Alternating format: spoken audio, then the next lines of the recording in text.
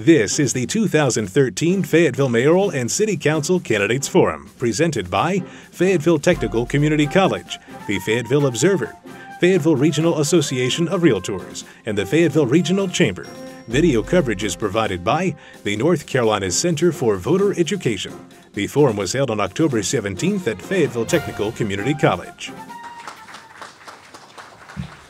Good evening and welcome to the 2013 Candidate Forum put on by the Government Affairs Committee of the Fayetteville Regional Chamber. There are a couple of folks I want to thank before we get started tonight. One is Fayetteville Technical Community College for hosting us here in their great facility. I also want to thank our Association of Realtors and Angie Hedgepeth in particular for providing the refreshments. I know there's cookies, pretzels, water, and so on back here in the corner, so please help yourself throughout the evening. Also, the Fayetteville Observer, not only for co-promoting the event with us, but for sharing with us one of our moderators, Tim White, who I'll introduce here in just a few minutes. And also WFSS, Public Radio, and Kathy Klaus, who is here, and they will be broadcasting tonight's forum live, and we're very grateful for that. How about a round of applause for our sponsors? The reason the Chamber is doing this candidate forum is because from a business community perspective, it's particularly important that we elect pro-business candidates here in our community and really at all levels of government, because it all starts with jobs. We want to make sure that our community is positioned as best we can be for continued growth, the ability to recruit companies here, and certainly the ability to help our companies who are located here to grow. A couple of other folks that I want to introduce before I introduce our two moderators. One is our chairman of the board, Mr. Vinny Venturella, is here from First Citizens Bank. Vinny, thank you for coming. I also have the chairman of the Economic Development Alliance, Mr. Chris Bostock, is here. Chris, thanks for coming tonight. Tonight's forum is going to be a little bit different probably than forums that you're accustomed to. It will be interactive, and we're going to ask you to physically vote while you're here. You're going to hear about that in just a minute. But I want to tell you where the questions came from. We're an organization representing about 1,000 companies here in the Cumberland County region, and we solicited the member businesses of the Fayetteville Regional Chamber to submit their questions to our Government Affairs Committee. The Government Affairs Committee then went through the questions, made sure they understood the context of the questions, and then ultimately have assembled the questions that come directly from the business community that will be asked of all of our candidates tonight. So I want to thank our membership for participating. At this time, I'd like to ask Brandon Plotnick to come up and tell you a little bit about the interactive feature that will allow you to vote. How many people here have a smartphone with them? If you're listening at home, you can also participate. And Brandon's going to tell you how to do that. Everybody got your phones out? This is the one and only time that you'll be allowed to bring out your phone. All right, everybody, phones out. Go ahead and hold them up for me. First thing we're going to do, turn off your sound. All right, tonight we are going to have several poll questions up on the screen for you. Very easy to get involved with this. Right now, if all of you will send to that phone number, 22333, send that word, Faye Chamber. That's all you got to do. And when you do that, it's going to say, thank you for being a part of this. And then after you do that, I want you all to go with our first test question here and put your name in there for us so that we can see it pop up on the screen. Go back. Back one. There you go. We'll see how fast everybody is.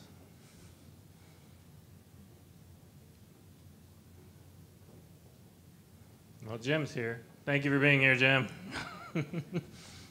Lexi, Steven, Allison, you guys get the idea. Everybody's going to be here. This is fantastic. There's only one question that's like this tonight where you will type in your response, so be aware for that one. The rest of the questions will be like this next one, and we're going to pick on Doug a little bit here for a minute for our test question. Doug Peters looks best when he's wearing what? All you have to do is send your reply, A, B, or C there. If you can see all those up there, all of the questions will be like this. And you can see that it'll change based on how people are voting in the room. So we'll ask you, we'll have several of these coming up throughout the course of the night. Just keep an eye on the screen every now and then. Of course, pay attention to the candidates first. They're the most important part. But we do want you guys to be a part of this, and we will take these results back and share them with our membership so that everybody can see what the people in the room are thinking. So thank you guys for being here, and thank you for doing this. Thank you, Brandon. All the questions won't be that goofy. They'll be meaningful, hopefully, for all of you. Let me now move on to introducing our moderators for tonight. The chairman of the Chamber's Government Affairs Committee is Dr. Breeden. Blackwell. Breeden is serving as a moderator, and also Tim White, editorial page editor for the Fayetteville Observer, not only a moderator but also a partner in tonight's candidate forum. Please welcome these two gentlemen.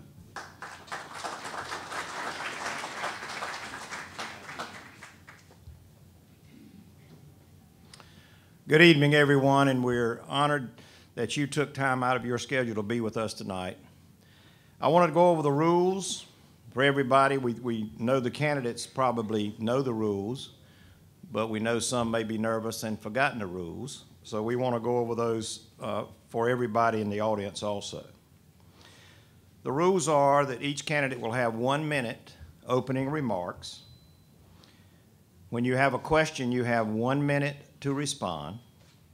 And then at the end of the questioning for your district or the mayoral race, you will have a 1 minute closing statement. We asked you to speak directly into the microphones because radio is covering this tonight, and we want everybody to put on their best voice for the radio. There's one exception to opening statements of 1 minute. The uncontested candidates will have 2 minutes, but then they sit down, and we don't hear from them anymore.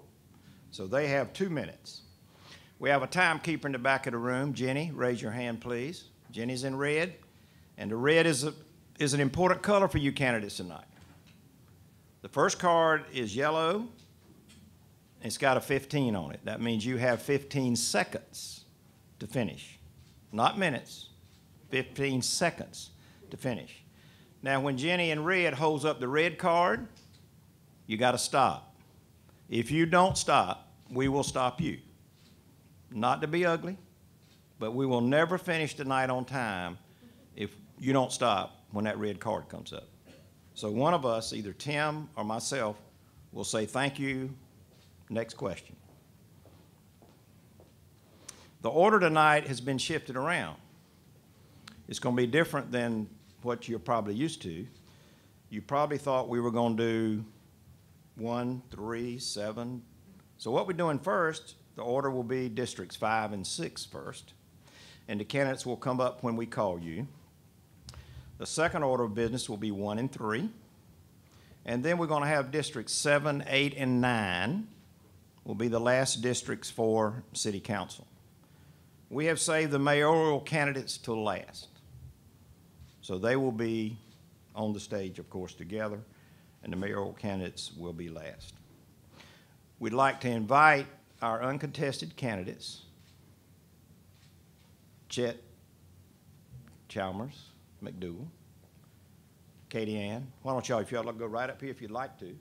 You each have 2 minutes, and we'll let Katie Ann go first. Let's give them a hand, ladies and gentlemen.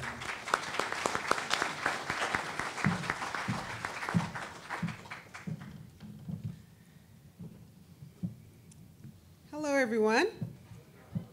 Am I speaking pretty well into the mic? You are, yes, ma'am. Thank you. Well, I really appreciate you all for taking the opportunity to come out tonight and hear from the various candidates as they speak about their desire to run for public office. Again, my name is Katie Ann Davey. I've had the privilege and honor to represent District 2 since 2009. When I think about the City Council, I would have to say the most rewarding thing for me is having the opportunity to hear from our constituents and our community. Being able to hear suggestions, being able to hear advice or things that they don't like. It has been an honor to serve in this all-American city. A couple of things that I would like to highlight is how we've spent time as council to work on quality of life issues. The mayor and the city council, we worked on various things, from increasing public safety to working on neighborhood community watches. We work very closely with the Chamber of Commerce, bringing companies, as we've talked about in the past, like Sykes here in our community. And also young professionals. We've seen young professionals wanting to come back to Fayetteville. And the reason is for people like you and I, people that sacrifice and give an opportunity for young people to have that first job. And also seniors, people that come back to Fayetteville or has been here all their life. We appreciate you all for taking your time and your dedication to be part of the community.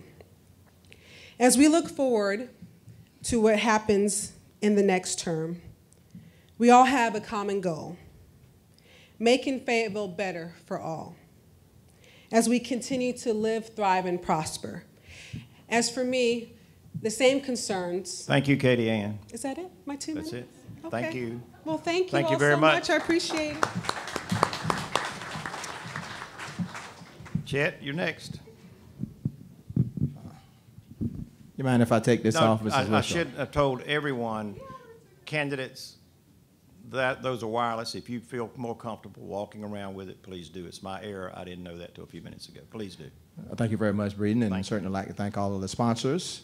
What really got me involved in running for city council is my desire to see a community or city that is prosperous in every way possible. And I believe that that starts with good economic development, good jobs. We talk about crime. I hear people saying crime being #1 issue. Crime, I think, is secondary to economic development, to jobs. If people have good careers and they have good jobs, they don't have time to commit crime. Anybody know what I'm talking about? So for me, that's really what got me involved. I didn't see the city doing enough. We've become a large city, a population of over 200,000, and that puts us in the top 100 of all cities in this nation. And we ought to be acting like that kind of city. I believe that there ought to be a cooperative spirit on council, that people ought to be able to work together, no matter what our backgrounds, where we come from. And I hope to bring some of that to council, where we're able to listen to one another, where we're able to work across all kinds of lines to make sure that the people that we serve are being served properly. Now, crime is a big issue. But again, I say to you, I think it's secondary to economic development. Now, how do we do economic development? I believe that there must be a coordination, a working effort between the private sector, between government, and all of the entities. We must come together. The private sector can't do it by themselves. I believe there's a mismatch between the jobs that are available and the skill level of the people that are to fill them. Now, how are we working to make sure that that mismatch is done away with? And I believe that that's one of my great concerns that I have. God bless you. Thank you, Chet. Thank you to candidates, and we hope you'll remain so you can hear what your future colleagues will have to say. We'd like to invite the candidates for District 5 and 6 to the stage, please. And remember, you can, if you're more comfortable taking that microphone and walking with it, that'll be fine. I would add to the candidates that brevity is not only the soul of wit, but also the soul of a good debate. And if you use less than your allotted time, we may be able to sandwich an extra question or two in and help everybody learn a little bit more about you. So just a little bit of advice before we begin. Tim, if you'd take a minute and introduce the candidates, please. I certainly will. Thank you. From District 5, we have incumbent City Councilman Bobby Hurst, and we have his challenger, Kenneth Kleiner. And from District 6, we have incumbent Bill Crisp, and his challenger, Dr. Mary Ferguson. If I fall off this stool, don't pick me up. Give me a pillow and let me go to sleep. Okay, Tim. Okay, and we're going to begin the questioning with a question for the two people from District 6. Many residents, as you well know, in the Big Bang annexation area in the west of the city are unhappy about the time they've had to wait for installation of a new sewer system. On some streets, residents will wait for many more years beyond this before they see the work completed. Are you satisfied with the pace of sewer installation in the Big Bang area? And if not, how would you speed it up? Dr. Ferguson, if you'd like to start.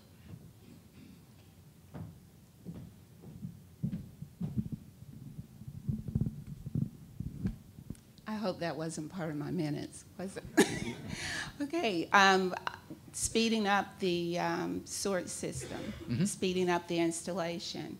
Well, we have to have enough employees to do the job, and evidently the job is slowed up because of money and because of manpower. So we need more funding, and to find that funding, it has to be granted. Evidently, the city does not have that. Thank you. And Mr. Crisp? I'm not so much concerned about the timeline as I am about the cost. I believe that $5,000 to citizens for water and sewer is exorbitant. Even worse than that, to charge 8% on those that can't afford to pay it immediately is usury, in my opinion. I intend to do this. I want to surface this issue. I want to take the $5,000 off the citizens and put it on the PWC. Long after I'm dead and gone, water and sewer will be pumped to and from my home. And so they will recoup whatever investment they make. Understand that. It will cost $2.5 million. We do 500 homes a year. How do we handle those that have already paid? If they have a $50 bill, give them $25 off as a rebate on what they've previously paid without money. Thank you. Thank you, sir. Thank you. 2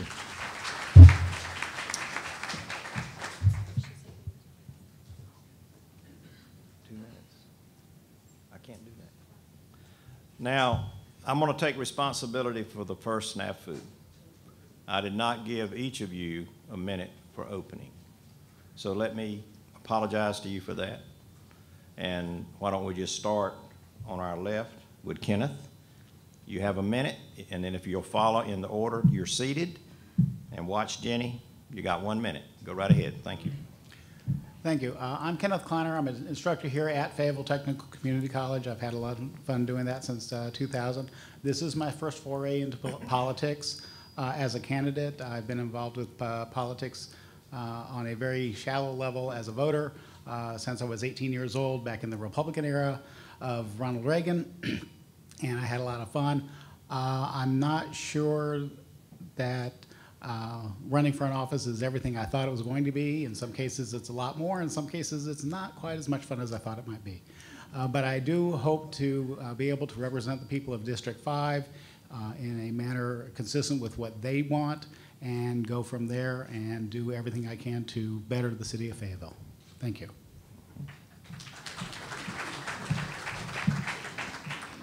Good evening. I'm Bobby Hurst, and I've had the privilege of serving District 5 citizens for 6 years now.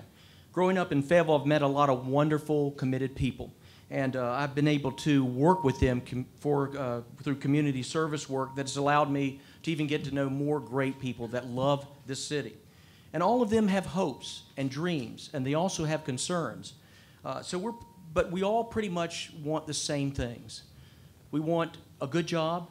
We want to be able to live in a clean and safe neighborhood, and also the opportunity for our kids to have a good future, a better future than ours. But leaders need vision, and a leader also needs to roll up their sleeves, work hard, and lead by example.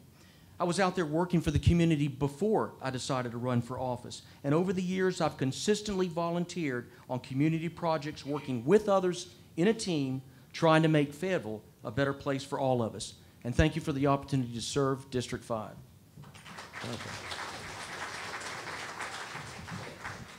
Again, my name is Mary Ferguson. I'm running for City Council District 6, and my intention is to serve and to lead and to make sure that the people of District 6 are heard.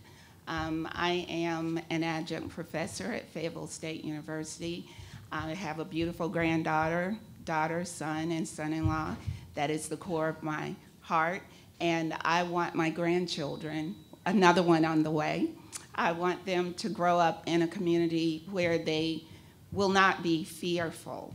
And hopefully that we can fight the major issues in Fayetteville: crime, unemployment, housing. Hopefully, I can be a part of that. My experience in my degree area is in leadership, and I think that that would be applicable to being your city councilwoman, District 6.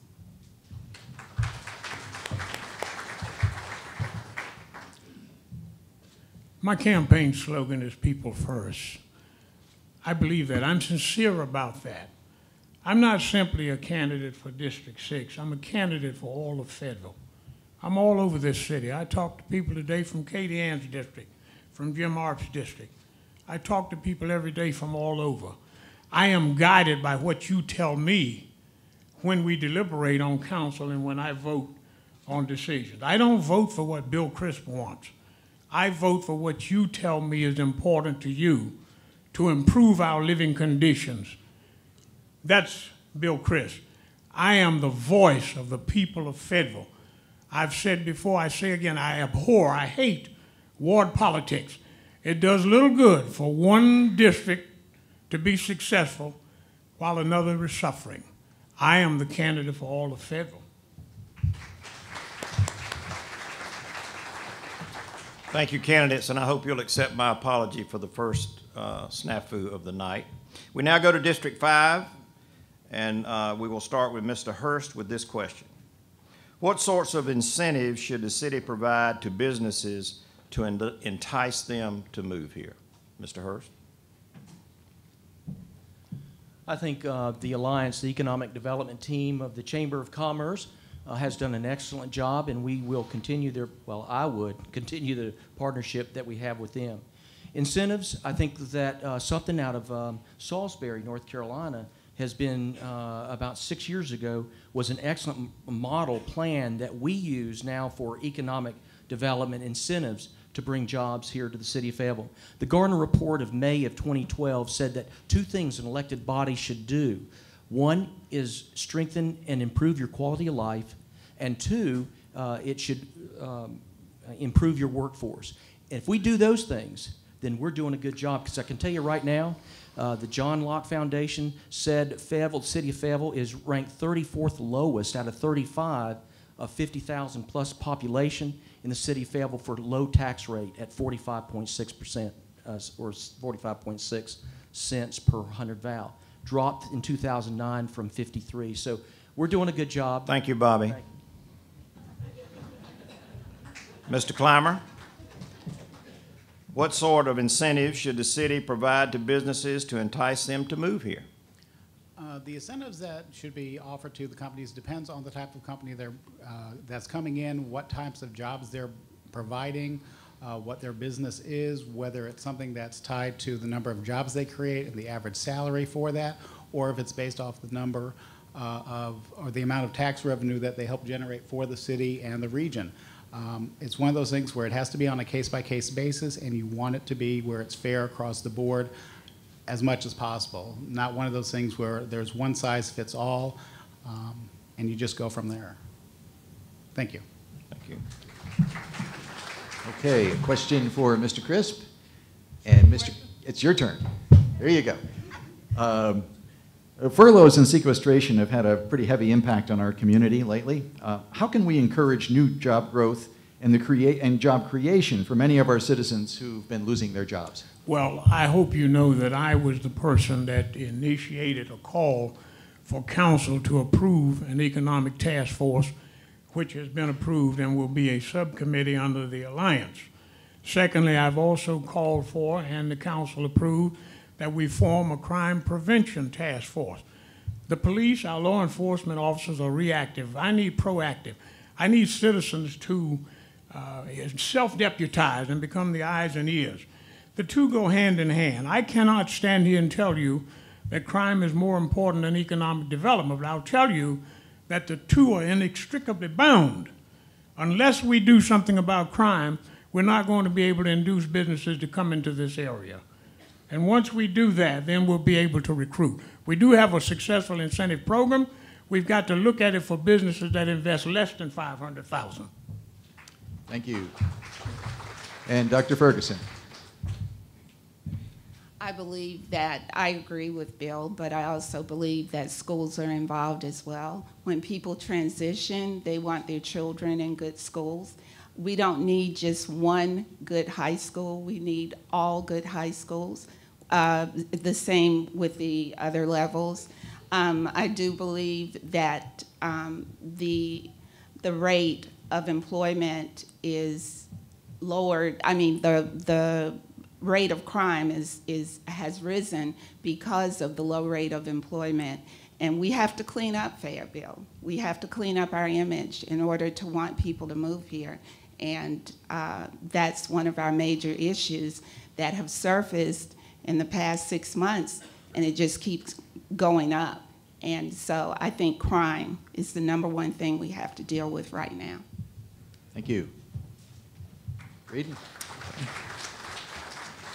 We'll now go to question for District 5, and we will let Mr. Clymer go first, since Mr. Hurst went first last.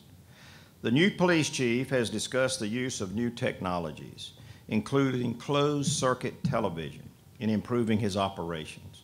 Do you support the use of this technology? Why or why not? Yes, I do support the use of this technology. As Chief Medlock said in his report, it's a force multiplier. You can have one person looking at one set of cameras or one set of monitors and monitor multiple locations across the city. If he's able to work it out to where other entities that have closed-circuit TVs will also allow us to, the police, to monitor those, it increases that capability even more so. Yes, we do live into the issue of where privacy comes into place, but most of these closed-circuit televisions or television cameras are going to be put in locations that are already publicly accessible. It's not going to be any different than actually having a police officer out on the street, except that we don't have the official cost that goes along with it. Thank you.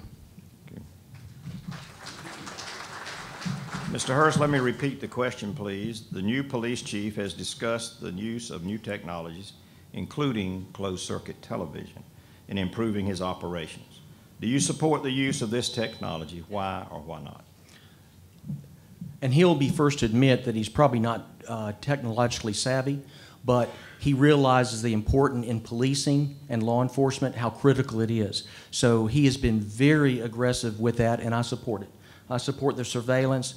We have 5 going to go downtown. We have money to put them, scatter them around. We're going to use them private-public operations. We're working together with that.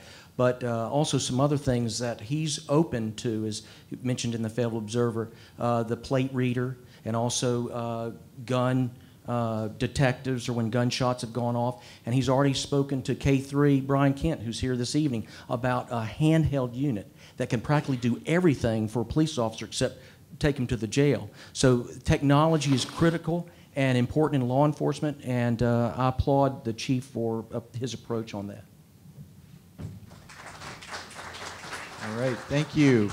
Time flies when we're having fun here. It looks like we've gone through the best part of our time allotted for this group of candidates, so let us do 1 minute apiece for a closing statement. Give us your big sale. Let's start with District. Let's start with District 6, and Dr. Ferguson. Why don't you go ahead first? I want to be your representative for City Council District 6. I feel that I have the energy and the tenacity to do that. And I'm not talking about health. I'm talking about the knowledge base that it takes to research the problems that could be solved in the city. My approach is a 21st century approach that ices the 20th century approach. I feel that I want our communities to feel that they have someone that's speaking for them, and not afraid to become one again. We're too divisive. And I don't mean in a abrasive way. I mean that this city is being divided in a pretty fearful way. I want to give jobs. I want to support new industries coming here. I support international allies. I support Fort Bragg. I support military families. I support the average person Your concern is my concern. If you let me have that, I will represent you. Thank you. And Mr. Crisp. Blighted properties, hotel and conference center, stormwater projects, fast improvements, new police chief, North Carolina State Veterans Park, multimodal center, Festival Plaza is owned by the city, new city manager, we've refined recycling, we put a ramp program in, 22 officers at present while we speak are in training. We did not increase your taxes. Flights to DC one way. Emergency response strategy has been tested and we responded. We're building sidewalks. We've added more community watch groups. We're refining and defining the UDO. If you want more, send me back. Okay. Mr. Hurst, your closing. Thank you, Mr. White. Thank you for coming this evening. I just want to leave with a key thought. People are running for office and they say, here's what I would like to do, or here's what I've done. And, you know, that's important that you need to hear that. But what's important really is, what is important to me is doing more than just talk. When I heard that Fayetteville was being criticized for being a dangerous place to live, I got involved. This is before I ran for office in Operation Ceasefire, where we have a focus of reducing gun violence. When I heard that the city of Fayetteville was one of the most littered cities in the state of North Carolina, I got involved and started Fayetteville Beautiful in 2006 before I ran in 2007. And we've making a difference that's recognized statewide. So it's important that leaders do more than just talk. They roll up their sleeves and they're action people. I love this city. It's my home. And of course, I'm going to talk about it and I'll continue to work for it. I respectfully ask for your vote, and I want you to remember this, that working with others is important to me, working in a team and making Fayetteville a better place for us all. Because I have a 6-year-old, I want to make sure he stays here in the city of Fayetteville. Thank you, Bobby. Thank you.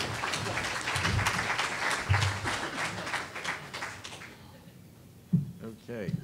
Mr. Kleiner, go. Thank you.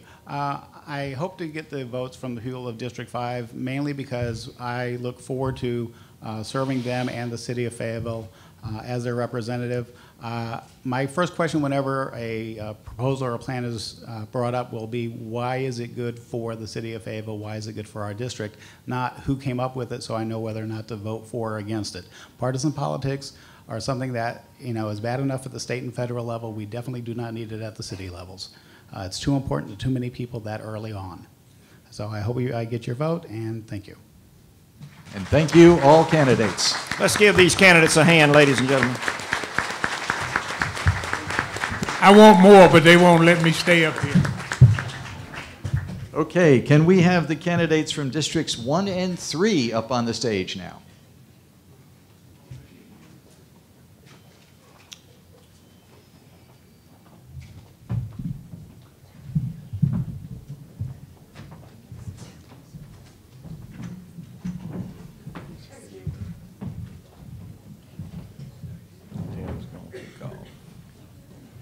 Okay, welcome everybody. Glad to have you here. These are two districts that will absolutely, positively have all new faces in the coming year, representing them on the city council. From District 1, we have from the left Jerry Reinl, and we have Kathy Keefe Jensen. And moving this way, again from the left, from District 3, we have Mitch Colvin, and we have Audrey Sister Ray. Welcome all of you, and let's get started. Let's be contrarian, and let's go from District 3 first, and then go on to District 1 for opening statements. And I believe the ladies first rule will hold here tonight. So Sister Ray, you're first with 1 minute for your opening statement.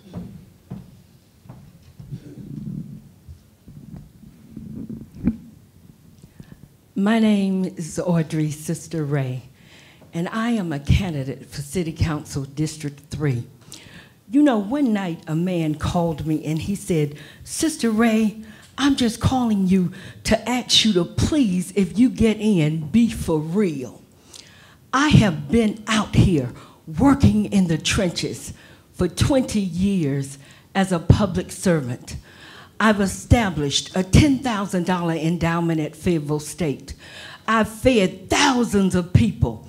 I have a newspaper, and I've given 95% at least of my business income right back into the community.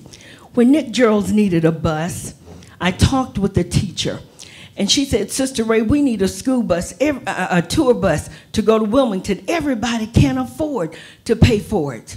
I sold ads from my newspaper. You see, this is what I've been doing for the last 20 years. I've honored hundreds of unsung heroes. Thank you, Sister Ray. There's your minute. Okay. Thank you very much. Mr. Colvin? Good evening, everyone. First of all, I'd like to thank Fayetteville's Chamber and the FTC for putting on this wonderful, formative event. My name is Mitch Colvin. I'm the owner of Colvin's Funeral Homes and Crematory located both here in Fayetteville and in Lumberton, as well as Affordable Cremation located here in Fayetteville. And I am a candidate for the City Council for District 3. I am a lifetime resident of Fayetteville. I'm a graduate of E. Smith. I was born in the area that is now considered District 3, and I was raised in that community, and I love this area. And I've spent the last 20 years maintaining and creating jobs, employing people in both Fayetteville and Robeson County, and I want to bring that same mindset and that same energy to council to help our city, to help our community, and to make it a better place for my daughters, my wife, and my family. And so I ask for your vote and your support. And tonight I'll show you how, if we empower the people of this community, we will definitely improve their lives. So thank you. Thank you, sir. Kathy Keith Jensen, your 1 minute opening statement, please. Good evening. My name is Kathy Keith Jensen, and I am running for City Council District 1. I would like to thank everybody that has put on, all the sponsors that has put on this forum and let us all show what we believe in and where we want to see Fayetteville going. For those of y'all that do not know me, I am a lifelong resident of District 1. I am a mother of 5 children. I am a wife of a retired military soldier, and I am a businesswoman, which my business is located in the north side of Fayetteville. I also do a lot of volunteering. I have done lots of boards, civic activities. I am volunteered very strong in my church. I look forward to serving Fayetteville. I have grown up in the north side of town. I'm not going anywhere, and I would love to see it just keep moving forward. Thank you. Thank you. And Jerry Reinl, your opening statement, please.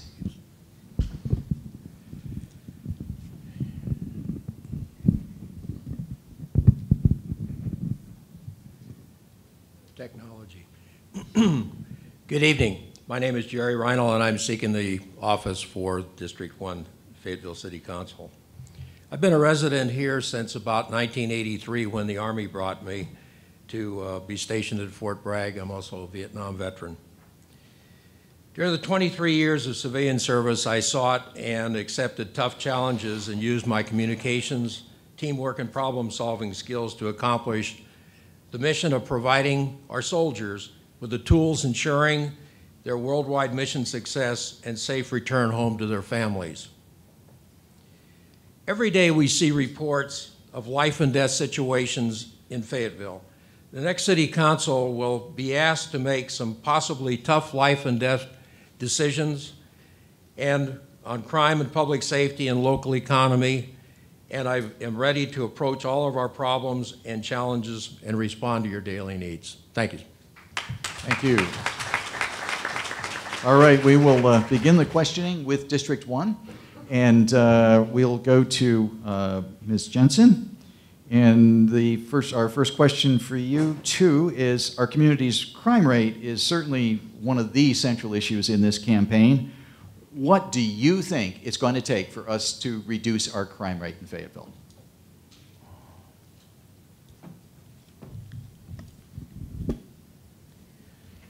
I think we can all acknowledge that we have a problem with crime, and it's a serious problem. And I think our problem with crime starts out with our children in elementary school and goes all the way up to Chief Matlock.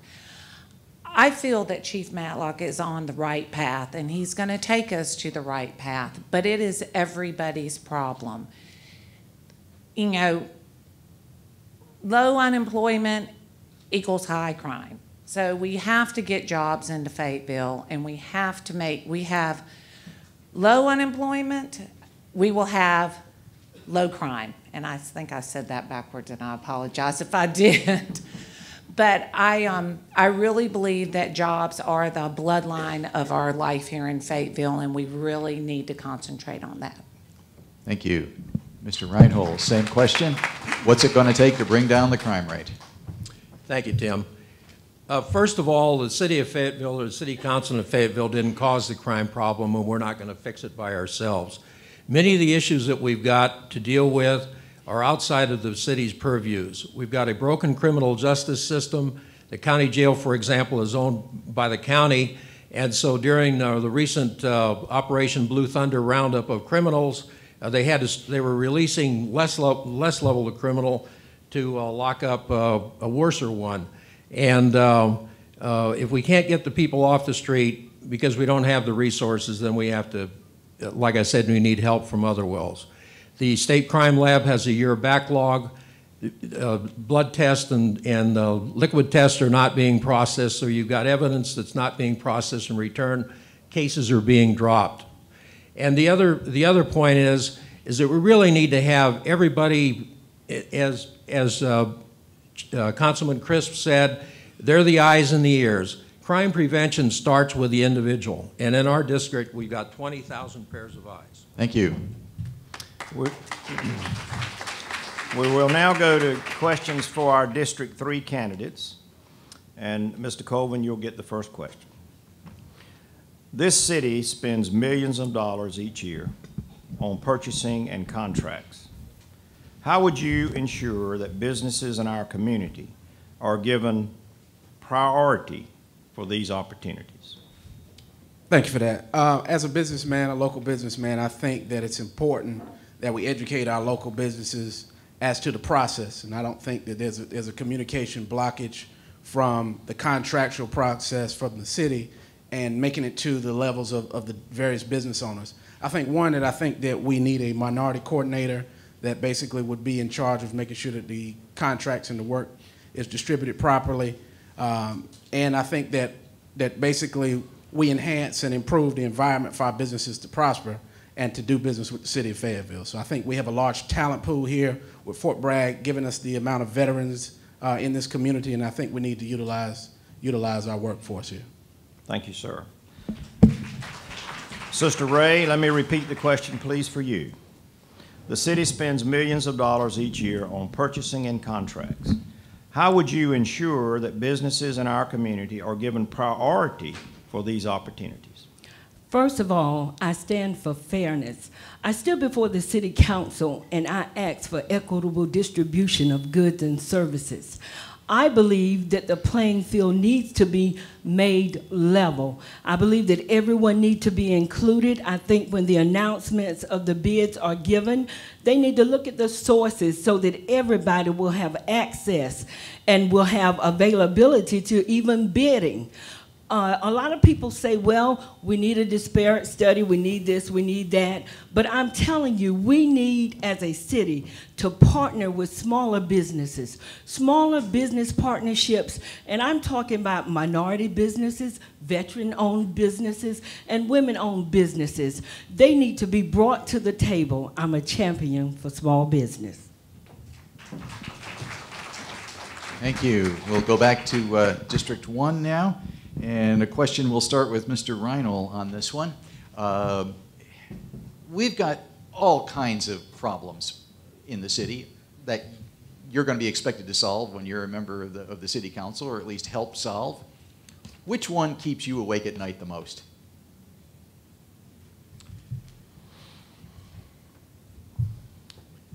We've got three areas that are really all interrelated. We've got crime, we've got employment, we've got high dropout rates in the high schools, we've got social disintegration of the family breakup, and it all really my concern is that this all needs to be worked together. And my biggest concern is not so much for myself personally, but it's to take care of the individuals who really don't have anybody looking out for them. They don't have the resources to take things like sequestration and furloughs and unemployment. And so my point, the thing that I'm concerned about is trying to make Fayetteville a healthier place and a better place for everybody who wants to make this their home. Thank you.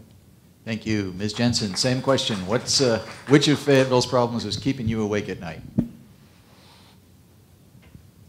That is a very interesting question for me. My biggest problem when I went down this path to be part of the city council was looking at the meetings is everybody getting along and being able to go to one goal. I know that Fayetteville can solve a lot of their problems, but we just have to have leadership, we have to have compassion, and we have to be able to see the problems and look at the goal and forget about personalities. And we just need to move forward. I think that is the problem that keeps me up at night, that we have to be able to look at the goal and make it happen. Thank you. We will now go to District 3, and this time we'll ask Sister Ray to go first. Sister Ray, what role do you believe local government plays in the economic development process? Well, first of all, whenever businesses decide they want to come to Fayetteville, they look at the image of the city, and then you think about crime, where crime is. I believe that local government will help sustain small businesses if they partnership with the businesses. I also believe that local government must also provide avenues. And when I say avenues, rather than wasteful spending of the taxpayer dollars, they need to be creating programs that will help give access, like workshops, seminars. A lot of local businesses don't even know how to get the bid process through. They don't hear about it, and whenever it comes up, it's too late, and then they don't even know how to negotiate a bid process. We have got to, as a city, reach out and get the smaller businesses and the businesses that are left out. Local business should do everything it can, because you know what? Thank you, Sister communities. Ray. Thank you, Sister Ray. Mr. Colvin, let me repeat the question, please, sir. What role do you believe local government plays in the economic development process? Well, I think local government is very vital to economic development, because local government's job is not to create jobs. It's to make the environment conducive for those who do create jobs. I think that we need to do that by keeping a fixed or lower tax rate that makes this an attractive place to do business. I think that we should roll back some of the restrictions that make it tough to do business. As I've gone through this process and canvassed the district and the various neighborhoods, talked to local business leaders, this is a tough place to do business, and we've got to change that, because we got to have business owners that are willing to invest their capital to say Fayetteville is an excellent place for me to do business, and I don't mind coming here and bringing jobs and opportunity for our people. So I think that we have to take a business approach. A businessman gives that perspective, and I think that that's why I would serve this council well. Thank you.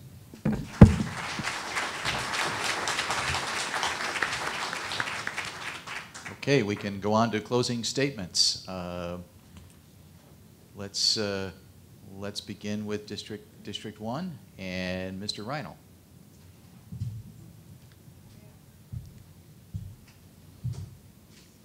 I want to thank the Regional Chamber and all your members for hosting the event this evening. And I want to remind you all that my name is Jerry Reinl, and I am running for District 1 City Councilman. I was the first person to vote this morning at one-stop early voting.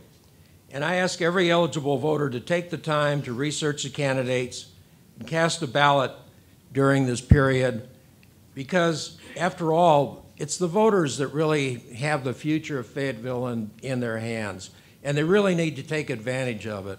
and stand up and make their voice heard. I'm proudly supporting our local economy by buying my campaign items from our local Fayetteville merchants. And I want to make Fayetteville the lifetime destination of choice for our citizens who want to seek their dreams in a safe and prosperous community. I would be honored to become your next District 1 City Councilman. Thank you. And Ms. Jensen.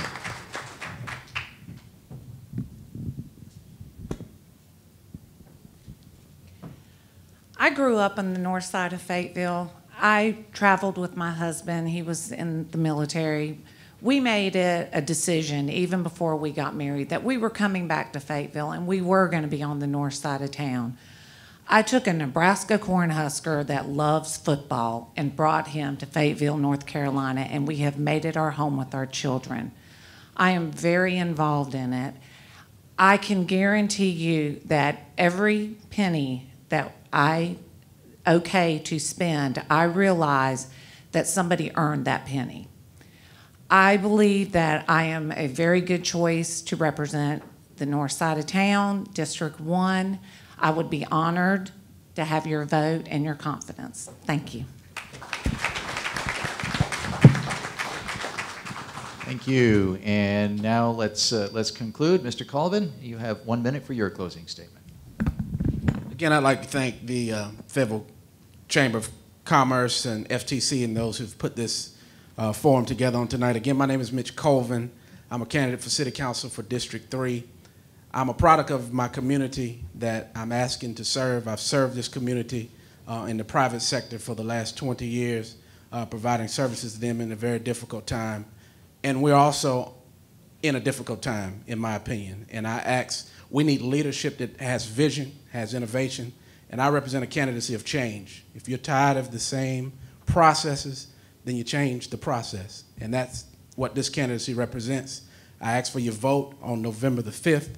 For those that live in my district, I ask for your prayers for those that do not. Again, my name is Mitch Colvin, empowering and improving our community one step at a time. Thank you.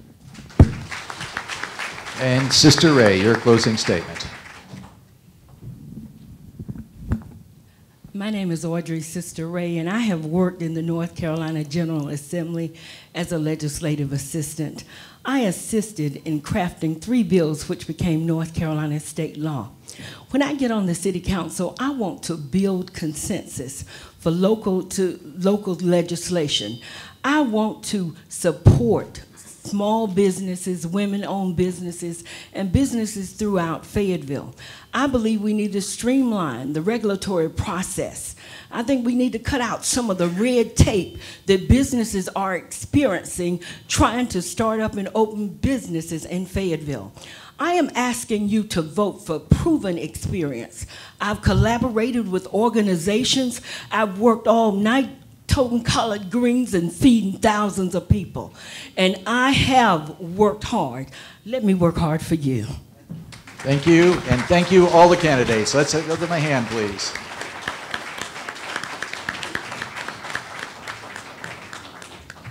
All right, can we have the candidates from Districts 7, 8, and 9 up here now, please? Jim, how are you?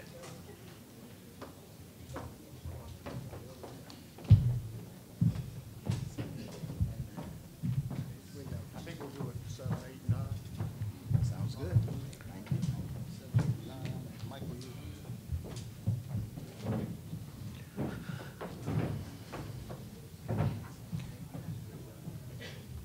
We thank you for being with us, candidates for 7, 8, and 9, and we're going to start with District 7.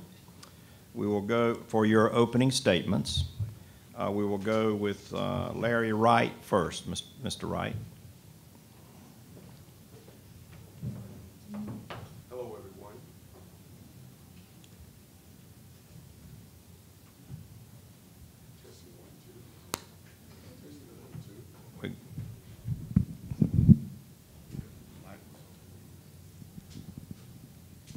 Testing 1, 2. Let's try this again. Hello, everyone. My name is Larry Wright. I am a candidate for District 7. I am retired military. I did over 20 years in service. I've been in Fayetteville since 1976. Me and my wife, we choose to live in Southgate. We purchased a home and raised 2 sons. I have 7 grandchildren and been married for 33 years. We've experienced break-ins. Just in the last 3 months, we had like our door kicked in. I've served this community for many years in various positions and various leadership roles. But I feel that the way forward in Fayetteville is dealing with the crime issue. And we have dealt with that in the past, and we will continue to deal with that in the future. I've served my country for 20 years in the military, and with that same commitment, I want to be your council member to serve you in this city. Thank you. Mr. Worthy. Good evening. First of all, my name is Curtis Worthy. I'm a candidate for City Council District 7. I am originally from the Spring Lake area, born most of my life here in the city of Fayetteville. I'd like to tell you that I joined the Army to see the world and got stationed at Fort Bragg. I got the best education of my life jumping out of perfect good planes with the 82nd Airborne. I want you to know that I served my country as an accountant for 27 years with the U.S. Treasury. I was an auditor. I served 10 years on the Fayetteville City Council. I bring experience and the ability to lead and to work well with others. I ask you to remember Curtis Worthy, District 7. Thank you. We'll go to District 8 now. Mr. Mon. Good evening, everyone. Thank you so much for taking time out of your busy schedule to come here and hear what we have to say. My name is Ted Mon. I'm a candidate for Fayetteville City Council District 8. I grew up in a city called North Chicago, Illinois, joined the Army in 1982, came to Fayetteville in 1997, and retired from the Army in 2004. 2005, my neighborhood was involuntarily annexed by the city of Fayetteville, so we got involved. And I could have sat back and complained, or I could have ran for city council, try to get involved and make it better for the whole 42,000 plus the existing like 130,000 people that were there. I'm a single parent. My son is now in college. I was served on city council for two terms, and now that I have more free time, I stepped down in 2011, and I'm going to run again here in 2013. So. Thank you again for coming out tonight, and I'm here to answer whatever questions you have. Mr. Pinkston. Good evening, folks. My name is Michael Pinkston, and after serving 21 years in the military, I decided to make Fayetteville my home. I had been coming to Fayetteville between tours, and when we made Fayetteville our home, we opened up a business called The Climbing Place. We're the largest indoor climbing gym in North Carolina. We've been the oldest climbing gym for 21 years. And during that time, not only have I opened a business, I've watched the fluctuation of going up and down. My wife of 42 years has been by my side from the very beginning, and I knew that I could make a difference in Fayetteville. I've helped city council in the past. I've served on various boards and commissions. I'm committed to Fayetteville. And when I decided to run, I knew that I could make a difference. I could make a difference in the crime. I could make a difference in our economic development. I could make a difference in our safety. And so that's why I ran, and thank you very much. District 9, we will start with Ms. Robinson. You have 1 minute, Ms. Robinson. Good afternoon. I'm a little hoarse. My name is Charlotte Robinson, and I'm unapologetic about my faith and my passion. Fayetteville is anything but an all-American city. Fayetteville should be a city where women, minorities, veterans, whites feel that they're part of an inclusive community, where each person has value and is respected. But instead, Fayetteville is ran by 2 renegade groups, the Good Old Boy Network and the scared, spineless minority leaders who sell their votes to the highest bidders. And then there is you, the voters, who have no idea how powerful you are. You either don't vote and complain, or you vote for a candidate and you don't hold them responsible for their actions. These two groups of people currently sit on your city council, your county commissioners, and your board of education.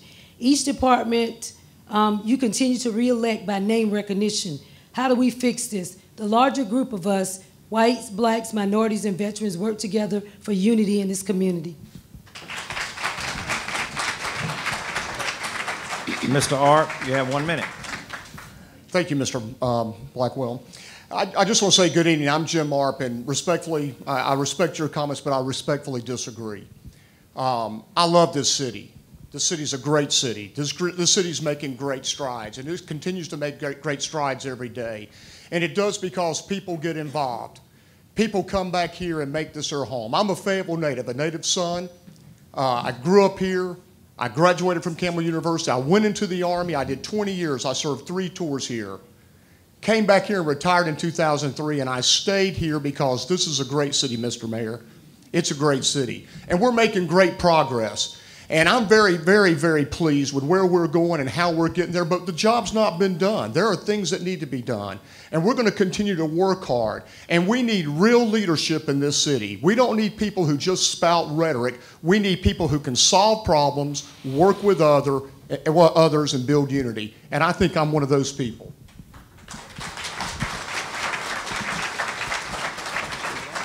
All right, thank you. We're going to get started with District 7. We're going to try and keep them in order so we don't get too confused with 3 of you up here, 3 districts up here. A question, we'll start with Mr. Wright. The city spends millions of dollars each year on purchasing and contracts.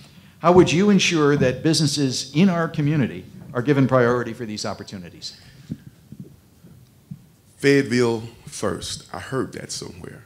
And the ring of that sounded so good to me. I think that we should consider local businesses first. Considering local businesses, then we need to look at how can we prepare our local businesses to participate in the efforts of bidding for contracts, training, young entrepreneurs coming up, developing a program, business program for those young people that looking at opportunity in Fayetteville to want to stay in Fayetteville because we are putting them above those outside of Fayetteville. So I think that we should make the opportunities lucrative enough, and we should defuse the complications of starting a business and all the numerous regulations and things. We need to look at that and how to simplify that so those that don't know business and want to go in business can do so. Thank you, sir. Mr. Worthy. The question is, the city spends millions of dollars each year on purchasing and contracts. How would you ensure that businesses in our community are given priority for these opportunities? We should certainly have an entity set up whereby those that are in business, would like to do business with the city, will register their business, make sure they have adequately met the guidelines by forming or filing all the tax forms and regulations that is set up before them to qualify them to receive this data, to make sure they have the equal opportunity through education and information that they can get to qualify or to at least solicit the opportunity to bid for that service. Thank you. Thank you. We'll now go to District 8. I'll ask Mr. Pinkston first. Mr. Pinkston, this is your question. Is our community business, I'm sorry, did I make a mistake? No. Mr. Pinkston, you're up. I'm sorry. Your question, sir, and you have 1 minute to respond. Is our community business friendly from a regulatory standpoint? Yes or no?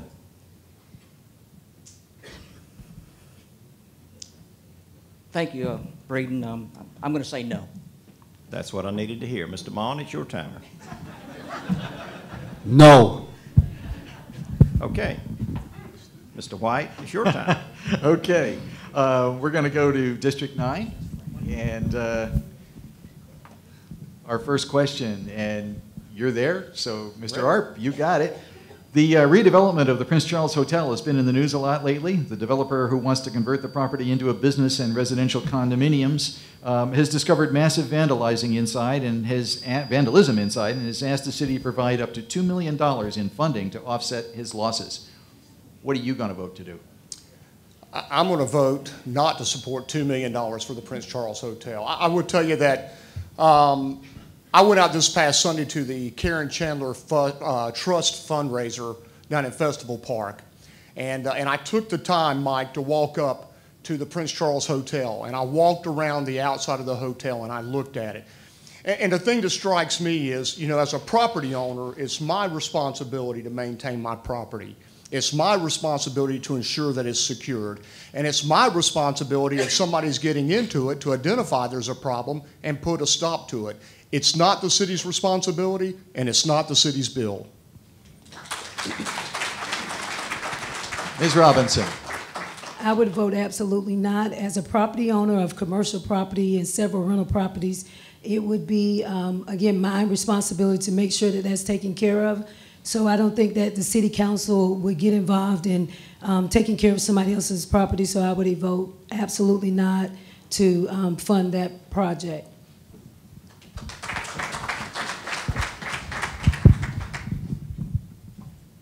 We'll now go back to District 7 with Mr. Wright and Mr. Worthy. Mr. Worthy, we'll let you go first this time, please, sir. Military and defense-related businesses make up to 40% of Fayetteville's gross national product. What role do you see the city playing in preserving this resource? Well, I think we certainly should reserve the resource, and if it means creating incentives, we should create incentives. I sat there and listened on more than other discussions what incentives we would do to attract businesses. And I first thought about the unemployment tax that the employer pays to the government, state government that belongs to them. We did the same deal with Kelly Springfield, if many of you remember. We can give that back to other businesses. It's their money, they just reinvest in it. And we do get a bigger bang for our buck when we attract and hold or retain businesses here. And on the other two questions, both of mine would be no.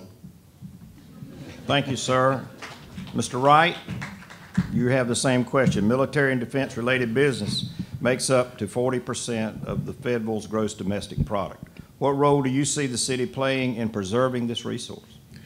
Well, that's a good question because we are working with the military now as the recent past president of the Ministerial Council and also the director of the Homeless and Hunger Stand Down, which I served for 3 years.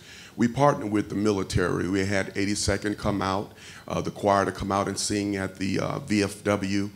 We had soldiers come out and help set up the tents to help serve those that are in need. We engage the military all the time.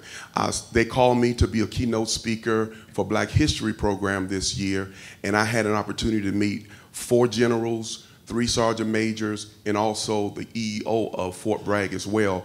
And it's an ongoing relationship that we're building with Fort Bragg and that we have been building. And I think partnering with Fort Bragg and letting them know that we care and that we know that they're there and appreciating them, putting on more programs and services involving our military, I think that we're doing a great job, but I think we can do better, and we will.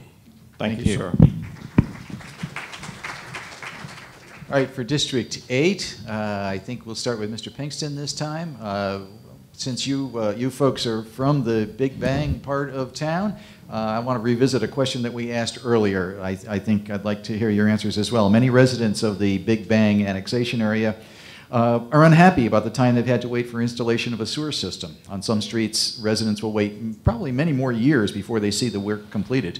Are you satisfied with the pace of the sewer installation in your area of the city? If not, how would you speed it up? Well, certainly I'm not satisfied with the pace, and I think one of the things that we need to approach with council and PwC is more of a common sense approach with PwC. It doesn't make any sense that the PwC will do one side of a street sewer, and they will say the other side is going to be scheduled for 4 years. It upsets residents. It doesn't make any sense. There's no oversight. And so there a lot more common sense approach needs to be taken. I also think that we need to speed up the process. We made a pledge more than 4 years ago to the citizens, and we are not living up to that pledge. PwC, City Council, needs to get behind this and that needs to make sure that we take care of these people. Thank you. Okay, Mr. Moan.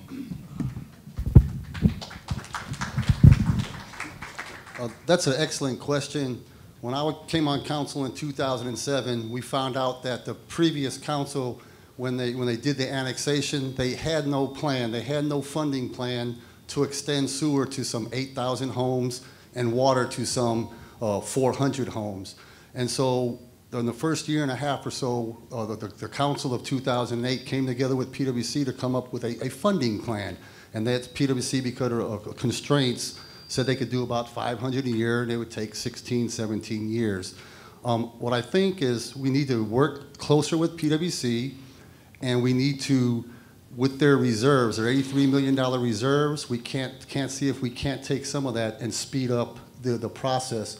And as Mr. Chris said before, we're charging $5,000 per property owner, 8% interest compounded annually, and ends up being about $7,500 is what you're really paying. So no, I'm not happy with the speed, but we have to get with PwC. They have to find enough subcontractors who can go out and get it done in a quicker time. Thank you. We'll now go to the final question for the three districts. We'll go to District 9. Mr. Art, you have 1 minute. This is your question. Under what circumstances would you vote for an increase in the city's property tax? None. Thank you. Ms. Robinson, the same question. Under what circumstances would you vote for an increase in the city's property tax? I wouldn't vote for an increase in the city's property taxes. What I would vote for is for us to take a better look at the management of the money that we already have. After taking a brief look at the budget, what I found is a lot of administrative costs that we could cut. So there would not be a time when I would vote for an increase in property tax. Again, as a property owner of several properties here in Fayetteville, I would definitely not vote for an increase in your property taxes. Thank you all, and it is time for our final statements. We will each have 1 minute, and Ms. Robinson, you already have a microphone in hand, so let's start from District 9 and work our way down. Well, I'm sure it's obvious to you at this point that I will be the candidate that will not be politically correct. But what I will be is the candidate that will be honest, relevant, and direct, and be able to be a moral compass on the city council. I have no problem working with anybody as long as they're coming correct. As I'm going out knocking on doors and talking to the residents in my district, the things that we're being asked on the form are not their concerns. What they're concerned about, number one, is the crime in this area. I have 6 beautiful granddaughters, and my concern is that they be raised in a place where I don't have to have the same conversations I had to have with my adult children, and that is about equality here in Fayetteville. What you see here from me is my passion for this community. I've been actively involved since 1988, since my husband and I have gotten here, and we've already done the work. What we've done is fed the homeless, clothed the people in need, and spent our own resources to make a difference here in Fayetteville. Thank you. I'm Charlotte Robinson, the new voice for District 9. And Mr. Art. Well, thank you very much to the Chamber and Economic Alliance and to the other co-sponsors and to each of you here tonight. And I just want to recognize Mayor Schiavone and Mayor Hurley for being here. I'm not sure if Mayor Pitts is here.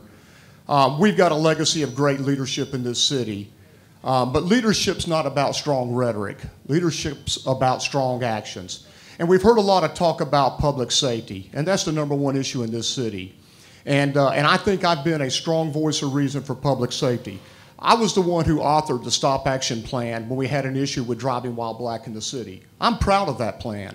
I'm proud of what it accomplished. I'm proud that we accelerated the installation of the cameras, and I'm proud that we went back and looked at the way we were doing business, and we took action when action needed to be made. Reverend Wright, I want to also say I'm proud of Fayetteville First. I was the author of Fayetteville First and the 8 steps that the council approved. I'm proud of that plan and what we're trying to do to help small businesses in this city.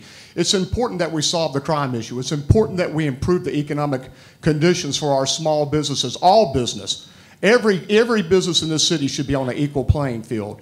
And then the last piece is I'm proud of what we've tried to accomplish with quality of life. You got to have good quality of life in a city to keep young people here, to get people interested in coming here and staying here and establishing roots. I'm Jim Arp. I'm the incumbent in District 9. I'm proud to have served you, and I hope I can have your vote. Mr. Pinkston, your final statement. For almost 40 years now, I've been a resident of Fayetteville. And during that time, I've served in the military, I've raised my family, I've opened and operated a business, and I've come to love this city. I've enjoyed getting involved in politics. I've enjoyed getting involved in civic communities. I've been active in almost every aspect of this city. When I decided to run for council, I knew it would be a job. I knew it would be time to roll up my sleeves and get involved in solving the many problems that are still in this city. Even though Fayetteville is a great city, it can be even greater. All we need is to roll up our sleeves, work a little harder, work on the crime issue, turn Fayetteville into a manufacturing base, and continue to make Fayetteville that safe and beautiful city that we all know it is. My name is Michael Pinkston. I'm running for City Council in District 8. Thank you very much. Mr. Bone. I want to, again, thank everybody for taking time to come out tonight. Ted Moan, candidate for City Council District 8. Michael Pinkston and I live about a half mile from each other. We both became Fayetteville residents the same day when we were annexed. You know, while I was on council, we made several positive impacts. You know, reduced the crime rate. We had the cops and safer grants. We added more fire stations.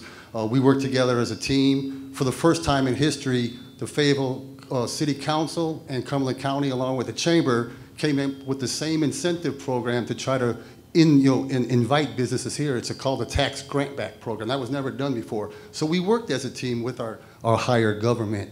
And getting back on council, we need to do the same thing. You know, we need to work with the judicial system and the county to attract the crime rate, or to drop the crime rate.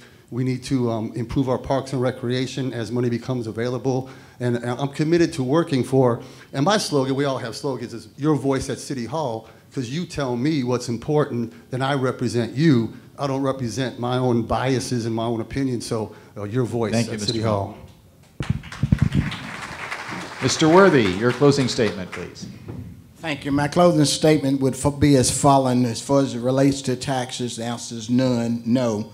As far as sewage operation, the process, or the speed, we certainly can do better. We will do better. We will go and fix one side, then fix the other side. We will fix that problem immediately. As far as crime, keep in mind that City Council only hires 2 people.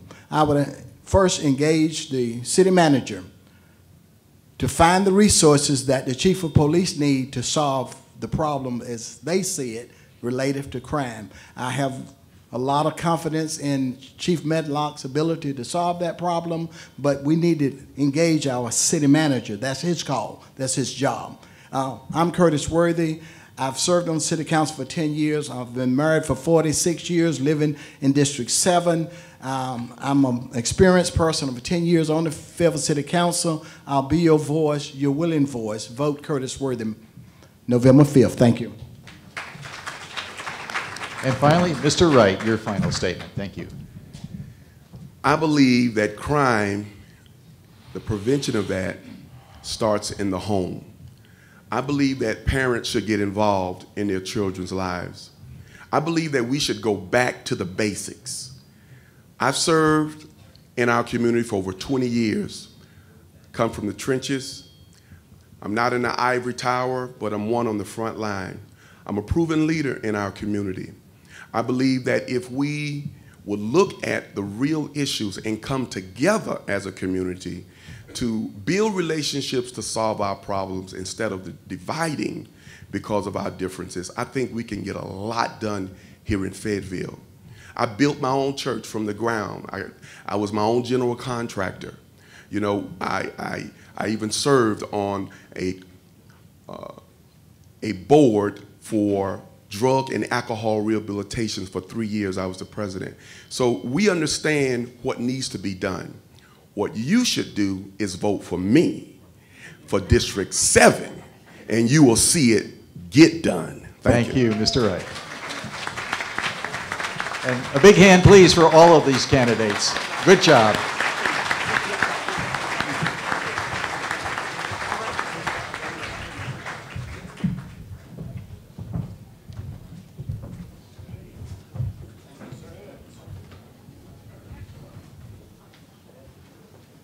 All right, thank you all very much. Do we have anybody here in the hall who would like to be a mayor? If we do, I would like to invite you onto the stage.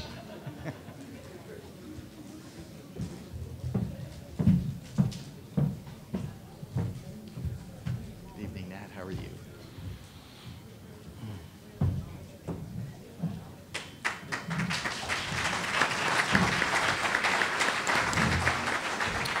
We have two candidates for mayor that have survived the primary, and we will introduce them in alphabetical order before they have their opening statements. Val Applewhite, who is presently a member of the Fayetteville City Council, or was before she announced for mayor, and then Nat Robertson, who is a former member of the City Council of Fayetteville. Ms. Applewhite, you have 1 minute as opening statement. Thank you so much. It's so good to be here this evening and for you to spend your evening with us and to the Chamber and FTCC. It's always an honor to be here with you. I'm a 32-year public servant. I spent 20 years in the Air Force on active duty. I served honorably. I left Fayetteville and went to the Pentagon and served at the nation's highest level. I returned to Fayetteville to make it my home. And at that point, I was picked up by the Census Bureau, where I operated the 2008 dress rehearsal. At that point, I said, Fayetteville is going to be my home, and I wanted to make a difference, and I ran for city council. Right now, more than ever, with the gridlock in Washington, there is a need to diversify our economy. We have to do that. And if I can make one correction to my council member, that I and Councilmember Hare, we were the ones that initiated Hire Fayetteville First. An 8-point plan was something that was substituted later on. Thank you, Ms. Applewhite. It's an honor to be here. Mr. Robertson, you have 1 minute opening statement. Thank you, Mr. Blackwell. Good evening. My name is Nat Robertson, and you know me. I've been active in the community for the past 25 years. You may know me from my service here at the Fayetteville Tech Foundation Board, my service with the March of Dimes, or my service with Dr. Blackwell on the Fayetteville City Council. For the last several years, this city has been closed for business. We need to turn that sign around and be open for business. We cannot be asleep at the wheel any longer. My opponent has sat and watched the crime rate skyrocket. She's voted to stop development and organic business growth by unreasonable and overreaching ordinances in the UDO. No more status quo. As your mayor, you will see a cohesive leader bringing fresh and sound ideas to the table. You will see a city council working together in unity, not divisiveness. I'm Nat Robertson, and I ask for your vote. Thank you.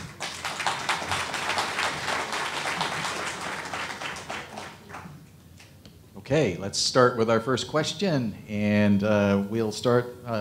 Ms. Applewhite, you'll be up first. Thank you. Incentives still work to attract manufacturing businesses, but other industries, like the so-called knowledge-based industry, is more likely to base their location decisions on quality of life because that's how they get their best employees. Has Fayetteville given sufficient thought to developing both of these resources, incentives and quality of life, in order to attract both manufacturing and the creative class? Certainly, I believe we have. Of course, there's always room for improvement. In regards to quality of life, this current council has perhaps invested more in our police department than any council. This council has invested more in our transit system, perhaps more than any other council. Those are things that affect our quality of life. I'm also prepared to invest money in our parks and recreation.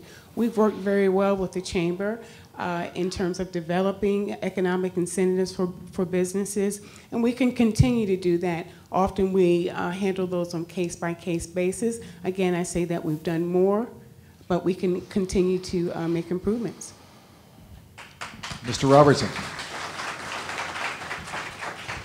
Thank you. I also believe that we can make many improvements on our overall quality of life. I've described it as taking all the factors that we have, all the issues that we have, including the public safety and public transportation, economic development, the transparency in government, and you pull all these things, the parks and recreation, you pull all these things together, and they make up the quality of life. And I want to be your mayor to improve the quality of life, and I have a proven track record of doing that on the Fayetteville City Council. Thank you. Thank you. We now have another question, and then we'll let Mr. Robertson go first. Mr. Robertson, you have 1 minute to respond. How would you work to improve the cooperative spirit among council members to enhance the betterment of our community? Well, that is done through cohesive leadership, which I believe I have just proven again by the endorsement of the other candidates that were knocked out of the primary, and I very much appreciate their endorsement. But this talks, I mean, you know, this conversation starts with being able to communicate and work with people and not walk out of the room or leave meetings in a tizzy. And I am a cohesive leader, and I will work with the city council to work on your priorities, to do your work, and to move Fayetteville forward. Ms. Applewhite, let me repeat the question, please, ma'am. You have 1 minute to respond. How would you work to improve the cooperative spirit among council members to enhance the betterment of our community? Thank you, sir. As I mentioned, I am a 20-year veteran, United States Air Force. I've had a very successful career, and for those of you who are veterans, you know that you don't have that kind of career without being able to build teamwork and consensus. So I have a proven record with that. Also in the city council, you know, many of our votes are unanimous. There's only a few that we kind of disagree on. But when I believe in things, I'm willing to fight for them. I don't call that divisiveness, I call it conviction. And that's what I am willing to do. I build consensus on council, and there are members here in the City Hall that will tell you exactly that. So don't believe everything you hear. Don't believe the hype.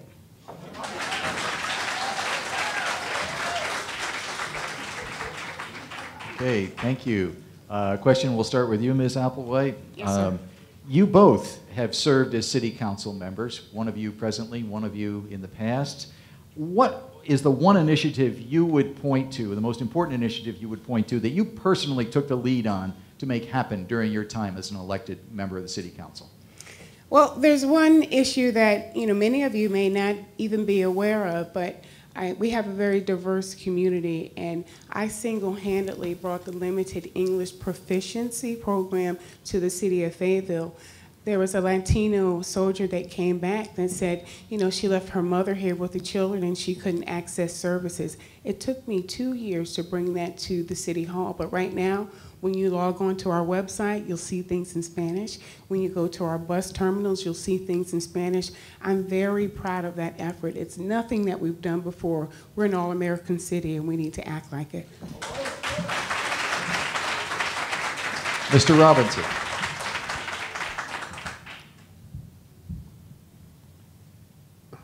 There's a list. You know, we were able to build 6 rec centers. We were able to, from Mr. Hurley's start, continue the redevelopment of downtown. And probably most of all, the one thing that I had initiated that I'm very proud of is reducing the neighborhood street speed limits to 25 miles an hour. And that's to keep ourselves and our children safe. Thank you. Mr. Robertson, we'll allow you to go first this time, and this is the question. Earlier this year, the City Council voted down a proposal for a Parks and Recreation bond issue that would have created an aquatic center, ball fields, pools, and other recreation facilities. Meanwhile, this city of 200,000 residents has only one public swimming pool and is short on many other recreational facilities. Would you support a public vote for Parks and Rec bond, for the Parks and Rec bond issue, yes or no? Not only would I, but I have done it before. So your answer is yes? My answer is yes. Mrs. Applewhite, let me repeat the question for you, and you have 1 minute also to respond. Earlier this year, the City Council voted down a proposal for Parks and Recreation bond issue that would have created an aquatic center, ball fields, pools, and other recreational facilities. Meanwhile, this city of 200,000 residents have only one public swimming pool and is short on many other recreational facilities. Would you support a public vote for parks and bond recreation issue, yes or no? Yes, I would support it, but what I support is that our citizens know what they're voting for. Our citizens were led to believe that this bond was going to cost $45 million. In actuality, the all-in cost was $83 million. Well, before our citizens go to the polls, they need to know the truth. I'd love to have parks and recreations in the city. I'm prepared to support a smaller bond. In fact, what I'm prepared to do is ask the council to vote to fund one pool. We can do that. It doesn't take $83 million to put one pool in the ground. Thank you. Ms. Applewhite, a question for you. Let's talk a little bit about crime. In the battle against crime, the city has increased the size of its police force. It's involved citizens and community watches and many other programs, but it has not involved the business community as heavily as it has the other segments. What role do you see businesses taking in Fayetteville in helping to reduce crime? Well, it's a collaborative effort. You know, businesses aren't an island by themselves. They're a part of our community, and I think it's important that perhaps they take a leading role. They have resources that they can contribute to the effort. You know, I'm glad that you mentioned that citizens have to take a role, the city has to take a role, and our police departments certainly cannot do that on their own. We are starting a business community watch program that it's early in its infancy, but it's going to grow with more advertisement by the community and directly asking businesses to be involved. I think it'll be successful, and I hope that the chamber can help us do that as well. Mr. Robertson. 2 years ago when I ran for mayor, the city of Fayetteville was ranked 17th worst in the country for crime. This year we're ranked 14th worst in the nation for crime. What has the city council done? What has my opponent done to help us out? Businesses need to be active. The residents need to be active. I certainly would support the chief with any resources he requires and asks for to make sure that he has the tools in his tool belt to be able to fight crime. Thank you.